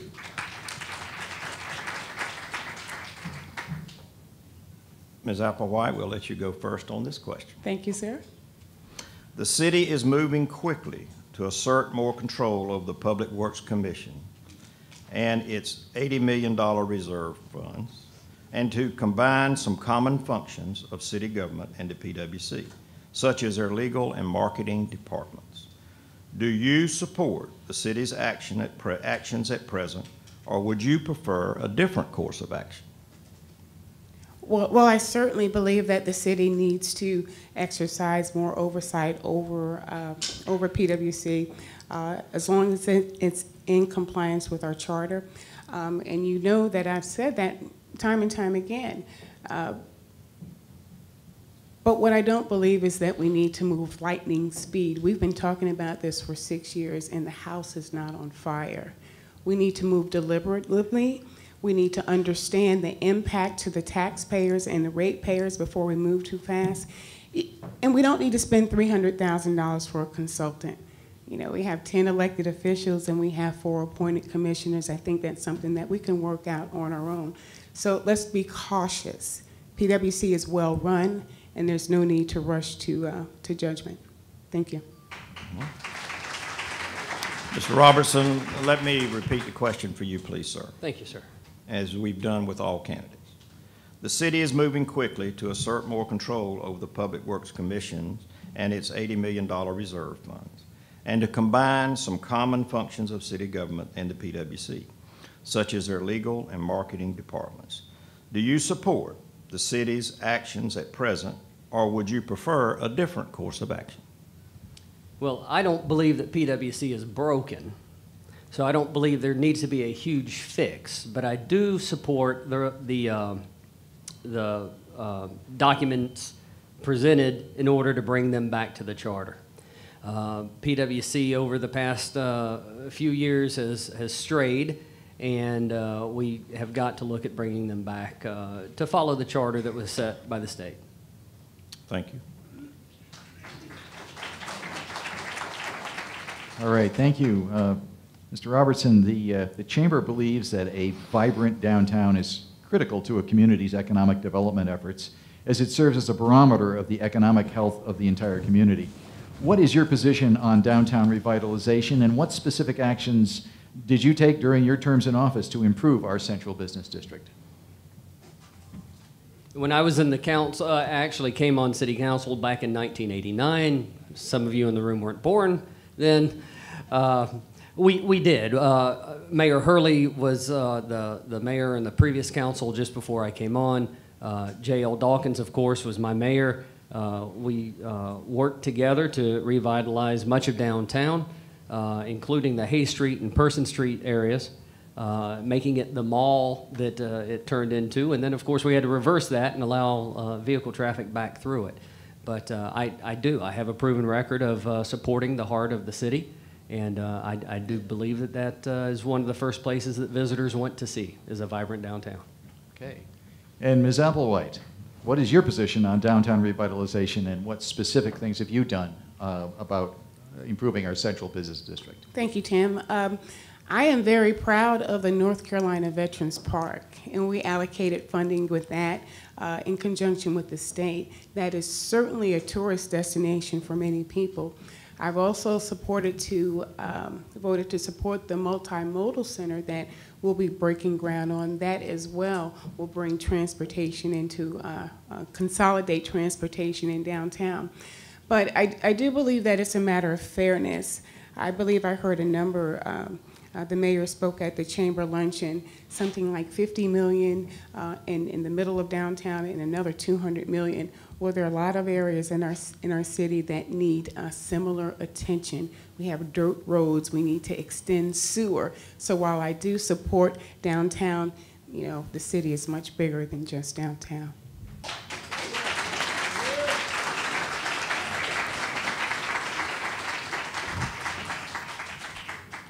Okay, Ms. Applewhite, we'll let you go first. I'm just going to stay standing up here. That would be, if you're, whatever you're comfortable with, ma'am, we'll let you do that. The City Council passed a revised Unified Development Ordinance last year and has worked since then to fine-tune its zoning, building, and appearance codes so they work effectively. Do you support the UDO in its present form, and why? If not, what modifications do you think would be in order? Ms. Applewhite, you have 1 minute to respond. Thank you. I did vote for the UDO. I'm going to tell my age. The last time we had any major revision of development standards, it was in 1961. That was the year that I was born. But the city has grown, obviously, and there was no rhyme or reason to our development. Well, I do believe that the city council perhaps overcorrected, and it impacted our development community in a negative way. But we've worked hard to correct that, to come back to center mass, and I've personally engaged the development community to hear their concerns and work through staff to bring those back to City Council. And we've made numerous text amendments. You know, I get a lot of calls from citizens who say they do want sidewalks, they do like green space. So I think we're approaching the area where we got a win-win situation for the community and the development community as well. Thank you. Thank you, ma'am. Mr. Robinson, you have 1 minute to respond. The City Council passed a revised Unified Development Ordinance last year and has worked since then to fine-tune its zoning, building, and appearance codes so that they work effectively. Do you support the UDO in its present form, and why? If not, what modifications would you think need to be added?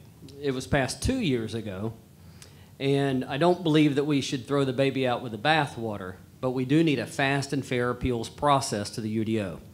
My proposal is to allow those appeals to go to the Board of Adjustments, which is a quasi-judicial board that the city appoints the members to, and allow them to be the final decision on what is or isn't a valid appeal. So it's broke, and we need to fix it, but we need to do that slowly and methodically and with much more citizen input than we've had. Thank you, sir. Mr. Robertson, out of the controversy over the city's police consent search policies came a proposal to create a Citizens Police Review Board. Do you support the creation of this board, and why or why not? And if you do support it, how much power would you give the board? Yes, I do support it. I believe that another layer of checks and balances is not a bad thing, is never a bad thing. The power that they would have, I'm not certain at this point what we would need to do with that, because the way that the board would be set up, we'd have to find the other appeals past that. And I don't know if that would be the district courts or if that would be to city council, but I would support looking at that, yes. And Ms. Applewhite. Thank you. I do support a Citizens Review Board, but I also believe that there has to be a balance. While we have to ensure that there's fairness for our citizens across the city, we also have to have a balance with protecting our police officers. So there was an 8-2 vote to send the Citizens Review Board to our legislature, and because it was unanimous, it did not pass. But I was asked to come back in to find consensus by local faith, by a local pastor and a police organization to try to broker the deal. But the council didn't want to negotiate on that. And when I am mayor, I look forward to bringing that back up to find and build consensus that protects our citizens and our police officers.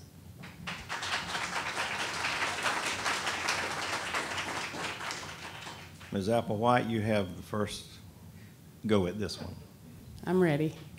You have a minute. Fayetteville still has a high number of dirt roads.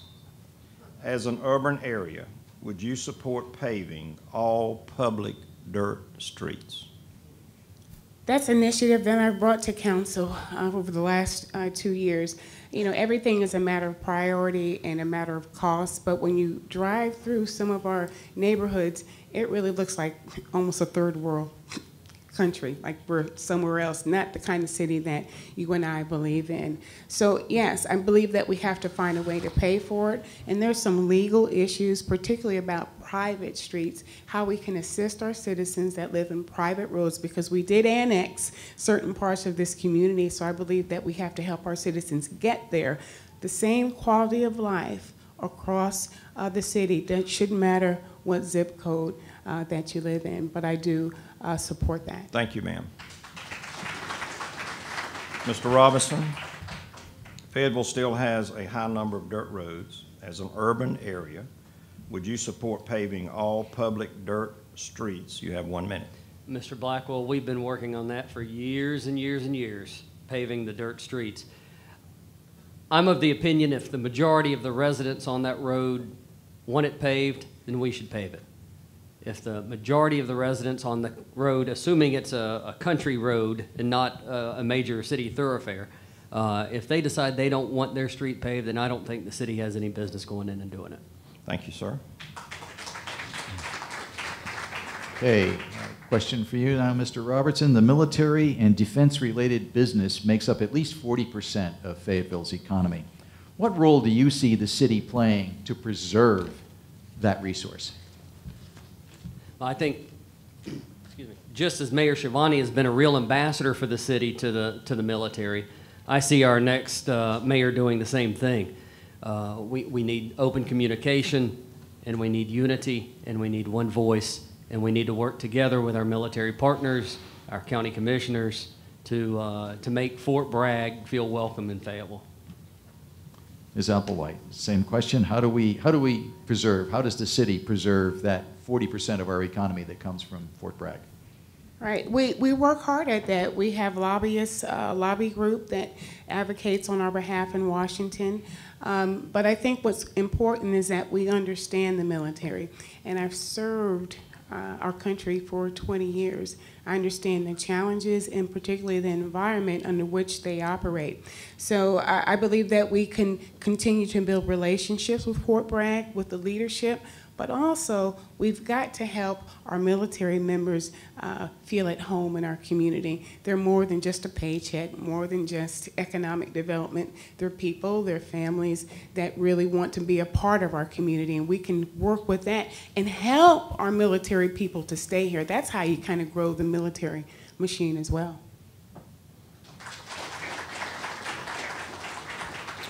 Ms. Applewhite, you're up first.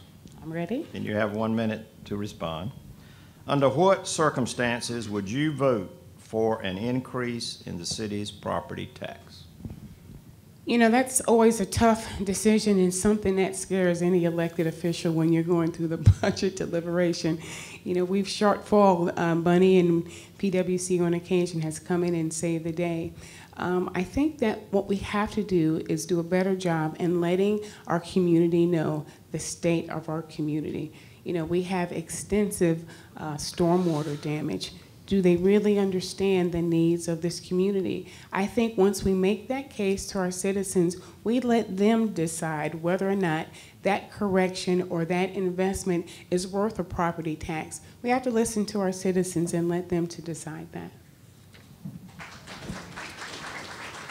Mr. Robertson, under what circumstances would you vote for an increase in the city's property tax? You have 1 minute. I won't take a minute. Probably natural disaster or some unforeseen circumstance that the city can't work on its budget, budget its needs, and work with a balanced budget with the current level of income. Thank you, sir. Well, let me ask a question about our hosts tonight, the Chamber of Commerce. And that is, the city and the county jointly pay a division of the Chamber of Commerce to coordinate economic development here. Do you think the city is making a good investment in doing that, or would you support an alternative way of doing economic development? Well, I believe that the Alliance, which is a piece of the Chamber, is perhaps one of our greatest assets that we've got. They are our marketing team. I also believe, though, as we mentioned in a previous question, there needs to be checks and balances. So as we look at our return on investment, you know, I would be happy to continue to fund the Chamber's Alliance. Now, we don't fund the Chamber, only the Alliance piece of it, for the correct return on investment. Ms. Applewhite? Repeat the question, sir. Sure. The city and the county jointly pay a division of the Chamber of Commerce, the Alliance, to coordinate economic development. Do you think the city is making a good investment there, or would you choose a different route for economic development? Well, we're clearly saying that we need more jobs here in the community. That's clear. I'd like to sit down with the Chamber and have a more aggressive approach to diversifying our economy. They do a great job, but we get a lot of service jobs here. I think we need to have a partnership, or more collaboration with the Department of Commerce, with our regional partners to do perhaps a better job, or be at least more aggressive in attracting more service jobs that are greater than service and diversifying our income. I'm sorry, diversifying our tax base. Thank you. Thank you. Mr. Robertson, you're up for this one. Am I still in order letting you go first? Whose turn is first? I'm losing count of who went first. Okay. Doesn't matter. Thank you. Mr. Robertson, you have 1 minute to respond. The new police chief has discussed the use of new technologies, including closed-circuit television, in improving his operations. Do you support the use of this technology? Why or why not? Absolutely. One camera can substitute a police officer being on the scene, and you'll have the ability to have an instant replay if anything does happen. That doesn't mean that I don't support more officers. That means that combined with officers' boots on the ground, combined with the cameras and a higher visibility, that we can reduce this crime. And I have all the faith in the world with Chief Medlock will do just that. Thank you. Ms. Applewhite, the new police chief has discussed the use of new technologies, including closed-circuit television, in improving his operations. Do you support the use of this technology? Why or why not? You have 1 minute. Absolutely. My background is in technology. I certainly believe in working smarter where you can. Not only do I support the cameras, he and I have discussed the lapel cameras that Charlotte is doing. I'm really interested in that technology piece as well. But in addition to that, I have the opportunity to travel to the National League of Cities, and you hear a lot of good best practices. And there's software out there. There's one in particular I think of called Shots Fired that I'd like to bring to City Hall and have the chief evaluate it. And what it does, it gives the police department the capability real time, wherever shot is fired in this city, it gives them the capability to see it on a monitor and get there before a citizen can even call 911 if they do. So I think technology is a great way. It's a lot cheaper than outfitting another officer for the streets. Okay. Ms. Applewhite, stay right there. Government efficiency is increasingly paramount in today's economy. Where do you stand on the consolidation of city and county government? Should we have one combined government or parts thereof? Wow. You know, in theory, I'm always supportive of any opportunity that you have to gain efficiencies. I'm not quite sure that we're there yet. This comes up every year, but you know, we've demonstrated where we can collaborate, like in our Parks and Recs department, and I believe even in our Human Relations department, there's some efficiencies there. So I think that, you know, just as we're looking for efficiencies with PwC, we can do the same thing with the county, and perhaps at some point we can get there, but that would be certainly a work in progress and something that would need to be studied for a little bit longer. But I think any opportunity that we have to gain efficiencies in government is a good thing. Mr. Robertson, consolidation of government. Yes, in fact, let me take this opportunity to invite everyone to look at my website. It's netrobertson.com, and we do talk about doing some of the consolidation of duplicated services. I'm a strong believer that we need to work with our partners to reduce duplication of services. Part of doing that, or what can spur that, would be to bring the city council or city-county liaison committee back together, where 3 members of the council and 3 members of the commissioners meet monthly to discuss common issues on how we can improve efficiencies between our governments. Thank you. Mr. Robertson, you have an opportunity to go first, and you have 1 minute to respond. Michael, I need you to exit with that phone, my friend. It's got a great ringtone, but it's distracting. Thank you. Mr. Robertson, pardon the interruption. Our community's crime rate seems to be a central issue in this campaign. What do you think it will take to reduce crime? Well, I'm not a criminal justice major. I don't have that background. I do have all the faith in the world in our new police chief, Chief Medlock. The past 2 reports have been that crime has been reduced slightly since he's been here. He's changed some things. He's turned them around. We're now doing community policing, which puts the same police in the same neighborhood, the same time of day, so they know what goes on in that neighborhood. They know which cars belong there. They know where the kids, which kids are there and if they belong. And they also know what's out of place. So I would continue to support the police chief. I'm an administrator. I'm not a criminal justice major. Thank you, sir. Ms. Applewhite. Our community's crime rate seems to be a central issue in this campaign. What do you think it will take to reduce crime? And you have 1 minute. Of course, we're going to support our chief of police. He's done some amazing things, amazing work since he's been here. So I look forward to funding his requests. We're expecting that within the next few months or so. But I don't think that you can deal with crime without dealing with the underlying issues that affect crime. I'm the only candidate who's made our families a priority. When I talk about families, how healthy are they? How are we taking care of our children? If you've picked up the newspaper the last few days, it'll tell you that we need to focus on our families. Again, traveling to the NLC this November, in fact, the NLC is making our families a core issue. That's something that local government hasn't done before, but I think if we start at home, right? Our children are our greatest assets. That's a place to start with crime, because that affects the social issues in our community, and if we don't fix that, we can't fix anything. Thank you, ma'am. Okay, thank you. Ms. Applewhite, we've already discussed the Unified Development Ordinance, but I'd like to go a step beyond that and just ask you, is our community business friendly from a regulatory standpoint?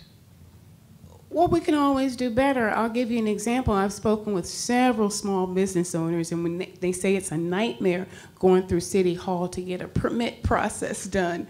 So, you know, we can always gain efficiencies. In fact, what I will recommend to the city manager is similar to a process that we use at Single Source, if the mayor is here, where when you are closing a contract, you have one person that you deal with, and they walk you through the entire process. So I've heard from many small business owners that it's not friendly, but we have to listen to the business owners tell us what needs to be fixed, and then, you know, within our operational environment, within our financial environment, do that analysis and make corrections if it's possible. I think that's something we can do. Mr. Robertson, are we friendly from a regulatory standpoint? No, we are not friendly. In fact, we give businesses and developers reasons to go somewhere else and do business and develop their homes and businesses. Absolutely, in my 30-day plan, I call for developing a business council in collaboration with the chamber to bring back recommendations to the city council on how we can be more customer service user-friendly. Thank you. Okay. Our next question, and who went first last time? Did you go first? I think I did. All right, Mr. Robertson, we'll let you kick off, and I apologize to the candidates that I can't keep up with it. I'm trying my best, and I apologize to the audience that I can't keep up with it. I hope you can. It doesn't really matter who goes first as to what answers they have to the question. That's right. That's right. If council members and mayoral candidates push Fayetteville first, how will you be able to enforce and monitor that with no legislative authority, and how do you envision it working? Well, this, again, has been discussed on every city council that I've been on in the past. It is important to give our local businesses first shot at doing business, but we can't do that if it's unjust to the taxpayer. So we've got to look at lowest bid. You know, I think there's some gray area there that we can fudge a little bit, you know, a 2% margin, depending on the size of the job, so that economic factor stays within our own community. But, you know, our job is to protect you. And if somebody from outside can do it for millions of dollars less than what a local developer can do it, then I think we need to protect our taxpayers. Ms. Applewhite, if council members and mayoral candidates push Fayetteville first, how will you be able to enforce and monitor that with no legislative authority is the first question. And how do you envision that working? You have 1 minute, ma'am. Thank you. Obviously, my opponent doesn't know a whole lot about Hire Fayetteville First, so I'll let him know that. It's a job creation policy, and the basis of Hire Fayetteville First is utilizing our own tax dollars, and that doesn't take legislative authority to recirculate the tax dollars that you pay back into local businesses so local businesses can gain that and hire more people. You can't go, there's many cities around this country that insist that you have a presence in their community if you're going to make their money. Why should we send our money back to Charlotte, right? So working with the city council and the city manager, we have absolute authority over that. And the first thing we have to do is make the whole process transparent. Right now, you really can't tell where our tax dollars are going. That's the first thing that I'm going to do as a mayor, bring transparency to our tax dollars. If you know how to get a contract with the city of Fayetteville, thank you, ma'am. Raise your hand. Thank you, ma'am. I believe it's time. Well, thank you very much, candidates. We have run out of our period for our questions. It's going to be time in a moment to let our audience meet, greet, and grill. So it's going to be their turn to ask you some questions. So let's wrap up. And you tell me, which one of you gave the first opening statement? You don't remember either. Ha. I don't remember, Okay. but it's okay. All right, you're ready, Ms. Applewhite. Go ahead and give us your closing statement. You've got 1 minute. Certainly. Thank you. There is a lot at stake in this election. This election is not about a Republican, Democrat, black, white, or your zip code. It is about making Fayetteville a community of choice. You understand my position on issues. It's very clear. I am very transparent. I said at the beginning that I've served this country for 20 years. I served all of this country for 20 years. I intend to serve all of Fayetteville as your mayor. You need someone that has integrity. You need someone who will not cater to special interest groups. You need someone that wants to bring fairness to the entire community. I ask for your vote. I ask for your prayers. God bless our community, our veterans that are serving, and our nation. Thank you. Mr. Robertson, you have 1 minute for your closing statement. Thank you, Mr. White and Mr. Blackwell, and thank you to the Chamber of Commerce and all of our distinguished elected officials and former elected officials that are here. I'll finish by the way I started. I'm Nat Robertson, and you know me. I've served you for 8 years on the Fayetteville City Council. I have a proven track record of doing the right things for the right reasons. I've served the business community here. I've been a member of the chamber in the past in my businesses, and I'm running for city council to improve the quality of life. I'm sorry, I'm running for mayor. Thank you, Mayor. Mayor candidate. When 82% of the chamber's own members say the city doesn't provide good customer service, it's time for the city council and the mayor to get involved and do something about that. I look forward to working with the chamber in the future, and I look forward to serving you as your mayor. Thank you. Thank you both. Applause, please, for the two candidates, one of whom is going to be our next mayor.